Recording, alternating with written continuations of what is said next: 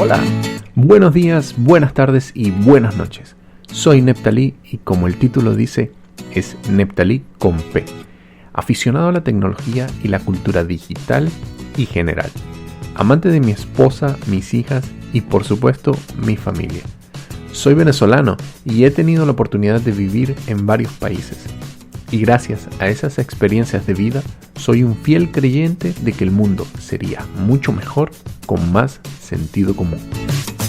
He querido entrar en el mundo del podcast y en mi mente había muchos temas posibles, pero para vencer el miedo de dar el primer paso a esta nueva experiencia, he decidido hablar de tecnología y fotografía. Así que ven y acompáñame en esta nueva aventura. En este podcast, el cuarto y último de la serie del curso básico de iniciación a la fotografía, les estaré hablando del triángulo de exposición, la correcta exposición y un par de herramientas que nos ayudarán a conseguir el equilibrio de ese triángulo, el exposímetro y el histograma. Para todos los que comenzamos y damos el paso a usar nuestras cámaras en modo manual, nos encontramos con un momento que quizás para muchos es muy frustrante. Y es el ver que el modo manual no solo es mover los 3 parámetros esenciales que tiene una cámara, sino también saber y aprender a equilibrarlos. La idea es que en unos minutos sepas qué hacer con ellos y salgas a tomar fotos en modo manual como todo un experto en el tema y sobre todo comenzar a presumir de tus fotos. Así que comencemos. Toda foto con una buena exposición, según los manuales o cursos de fotografía, es la que se ha medido de forma correcta la luz y se acerca siempre a lo que percibimos con nuestros ojos. Cuando las imágenes tienen mucha luz, diremos que están quemadas o sobreexpuestas. Por ejemplo, la típica foto donde hay una luz, puede ser el sol o un bombillo, como decimos en Venezuela, ampolleta por ejemplo aquí en Chile, y estas se ven demasiado blancas. Y cuando no tienes casi luz y lo vemos a oscuras, entonces estará subexpuesta. Como por ejemplo esa foto donde se ve todo oscuro o prácticamente negro. Ahora sí, ha llegado el momento de tener nuestras cámaras en mano, encenderlas y buscar en el menú todo lo que vas escuchando para comprenderlo mucho mejor. Existen 3 parámetros que serán la clave para lograr una foto bien expuesta. Y con las que conseguirás que las fotos tengan mayor detalle y donde las sombras sean sombras, pero donde veas definición en ellas. Hablemos entonces de la velocidad de obturación, la apertura del diafragma y el ISO. Pero ¿qué es? ¿Cómo se usa? ¿Cómo se come? Es más sencillo de lo que parece. Vamos a perder el miedo que son solamente parámetros. Y lo mejor de todo es que nosotros tendremos el control sobre ellos. No pueden dominarlos. Así que debemos entender que combinando estos 3 parámetros es que conseguiremos todos los efectos de luz deseados, ayudándonos también del exposímetro y el histograma, para leer entonces que lo estamos haciendo bien.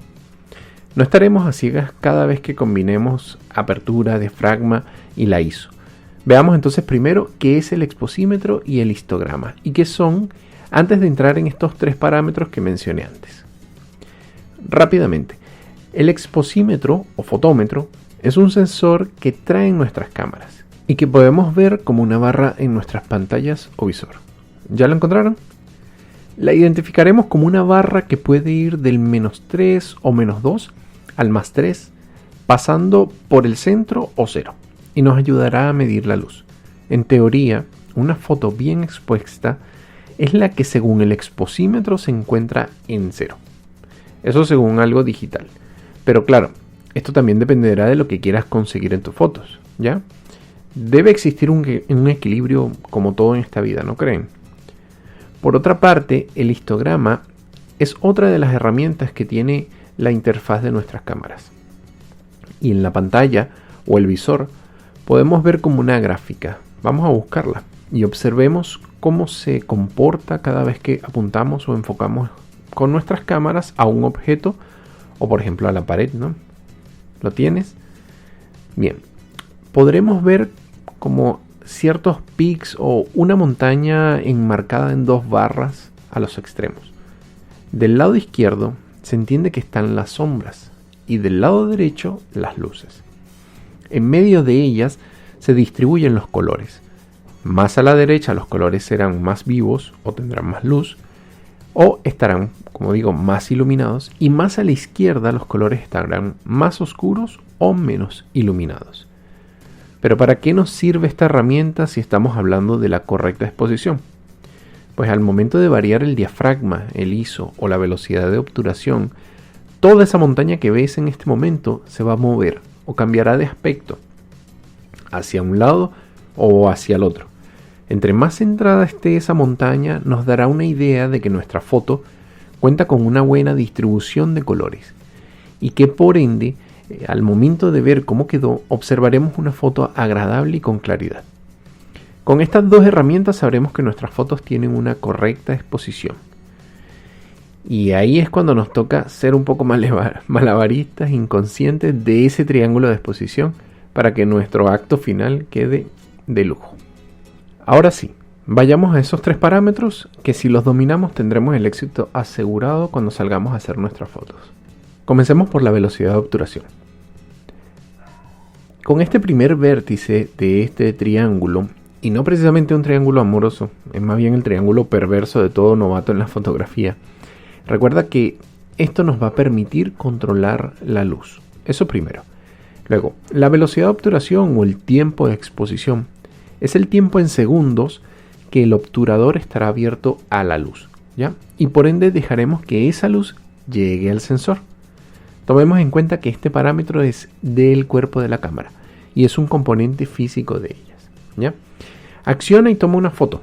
Vas a escuchar qué tan rápido se abre y se cierra o al revés, qué tan lento se abre y se cierra, si vas modificando estos parámetros.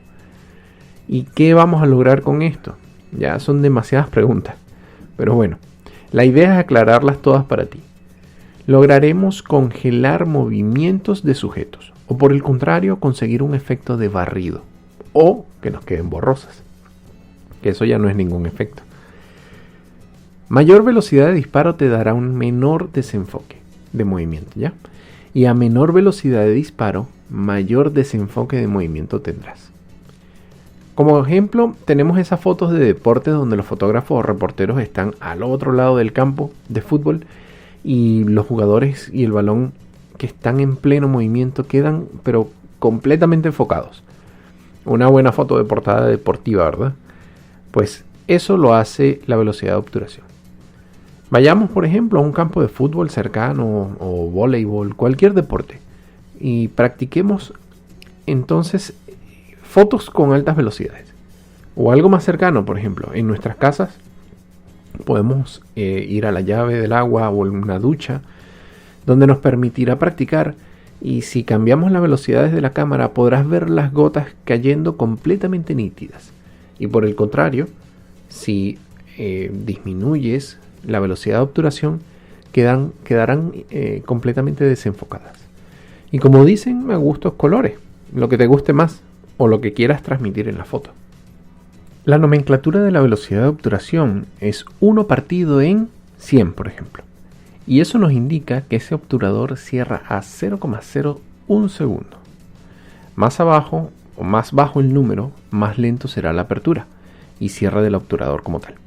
Y más alto el número, será más rápida la apertura y cierre del obturador.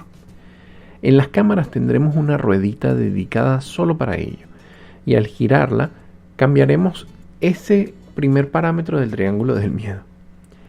En la descripción del podcast les dejaré el enlace a una foto referencial sobre la velocidad de exposición y sus escalas, y que al principio te va a servir de guía. Incluso la podrías tener en tu teléfono celular.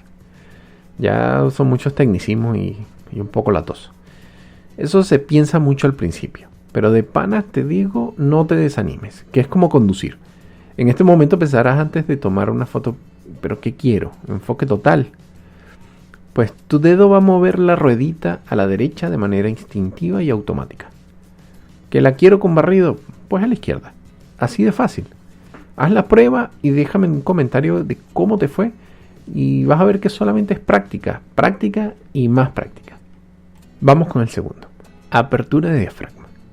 La apertura de diafragma es otro de los parámetros que podemos modificar, pero en este caso es en la lente u objetivo. La lente u objetivo. Si tomas un lente sacándolo de la cámara y observamos mirando a la luz, observaremos a través de ella. En detalle tendremos hojas que forman un diafragma, ¿ya? Pueden variar, 7, 9 hojas, por ejemplo. Va a depender de la fabricación. Entre más apertura de diafragma tenga tu lente, verás más luz. Y por el contrario, cuanto menos apertura de diafragma tenga tu lente, podrás solamente ver un pequeño hoyito por donde pasa la luz. Cuando tu lente es de diafragma variable, ¿ya? En el caso de que sea manual, por ejemplo, podrás ver y mover los anillos externos para cambiar el tamaño del diafragma.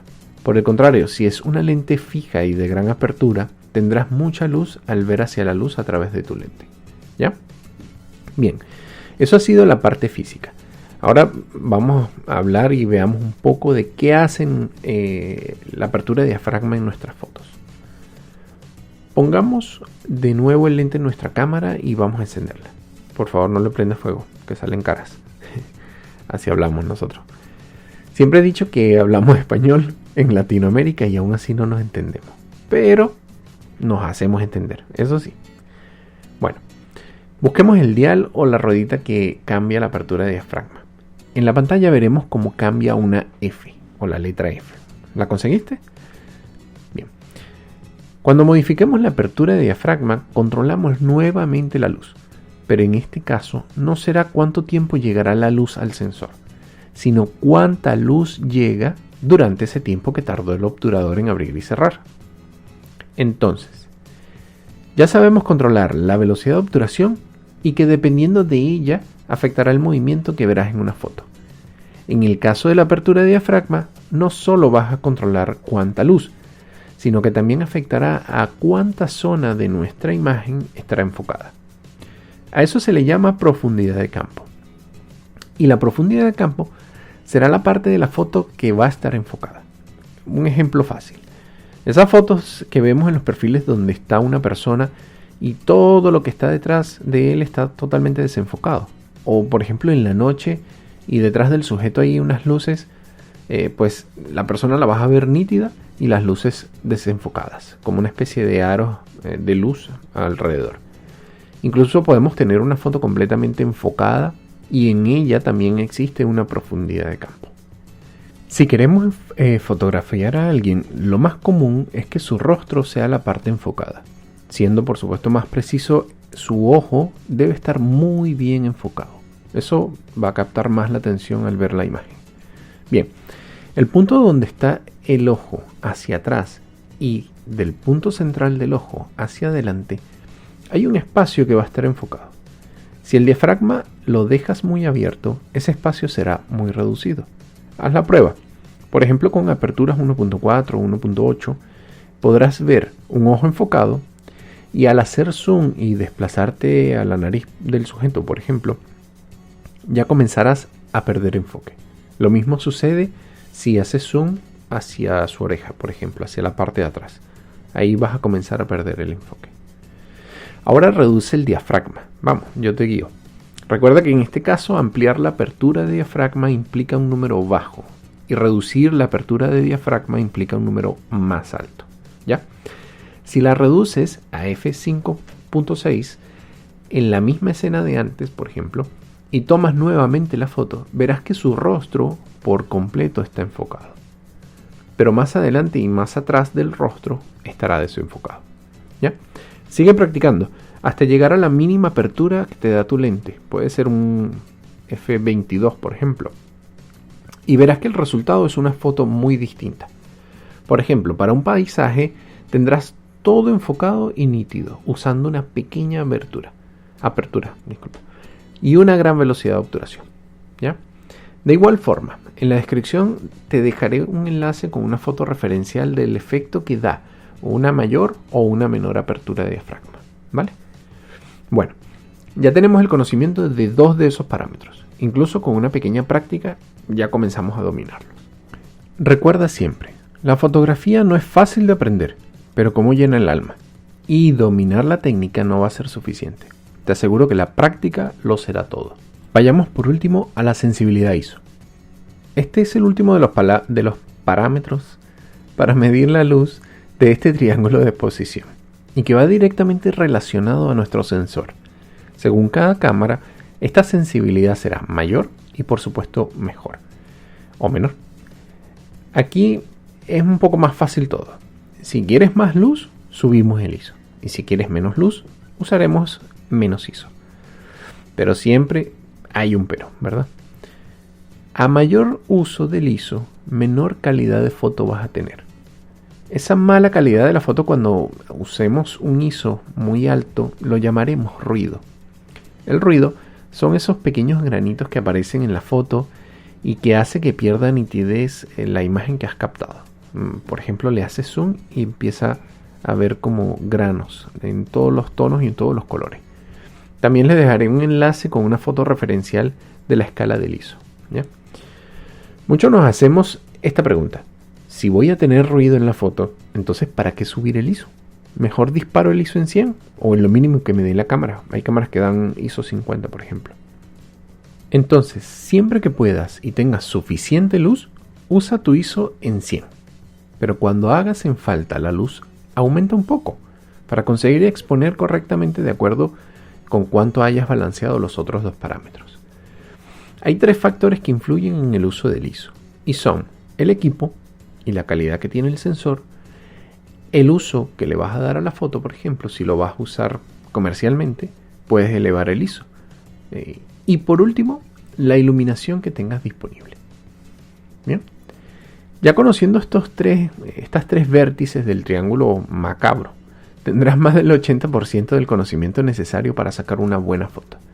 No olvides que estas 3 herramientas siempre serán tu base de una buena toma.